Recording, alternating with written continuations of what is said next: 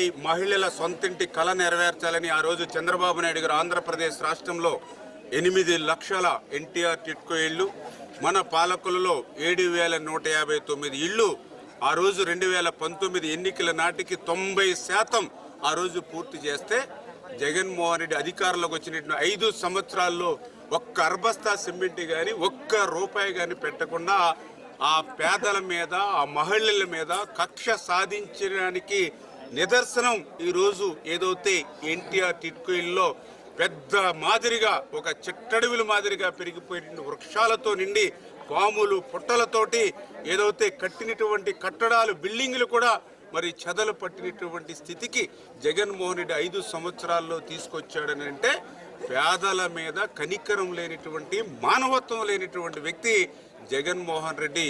అందుకే ప్రజాస్వామ్యంలో రాజకీయాల్లో జగన్మోహన్ రెడ్డి వ్యక్తి ఉండడానికి అర్హుడు కాదు అనే విషయాన్ని సందర్భంగా తెలియజేసుకుంటూ ఉన్నా. అదేవిధంగా ఏదైతే ఎంతో కష్టపడి శ్రమించి మేము 2 సంవత్సరాల్లో 90% పూర్తి చేశాం. మరి ఈవేళ ఈయన అధికారంలోకి వచ్చిన తర్వాత జగన్మోహన్ రెడ్డి ఒక్క రూపాయి దీని మీద ఖర్చు పెట్టకపోగా మేము కట్టినటువంటి ఇళ్లను సైతం బ్యాంకులకి తాకట్టు పెట్టి ఒక్కొక్కరి నెత్తి మీద 3,80,000 ఈరోజు వడ్డీతో కలుపుకుంటే 8-10 లక్షల రూపాయలు చొప్పున నా పాలకొల్లు నియోజకవర్గంలోనే మేము కట్టినటువంటి ఈ ఎన్టీఆర్ టిట్కో ఇళ్ల మీద 180 కోట్ల రూపాయలు ఈవేళ ఆయన తనఖా పెట్టి ఆయన అకౌంట్లోకి తరలించుకున్నటువంటి పరిస్థితి. ఆంధ్రప్రదేశ్ రాష్ట్రంలో చూస్తే దగ్గర 7-8 వేల కోట్ల రూపాయలు ఎన్టీఆర్ టిట్కోలను తాకట్టు పెట్టి మరి జగన్మోహన్ రెడ్డి తీసుకున్నటువంటి పరిస్థితి.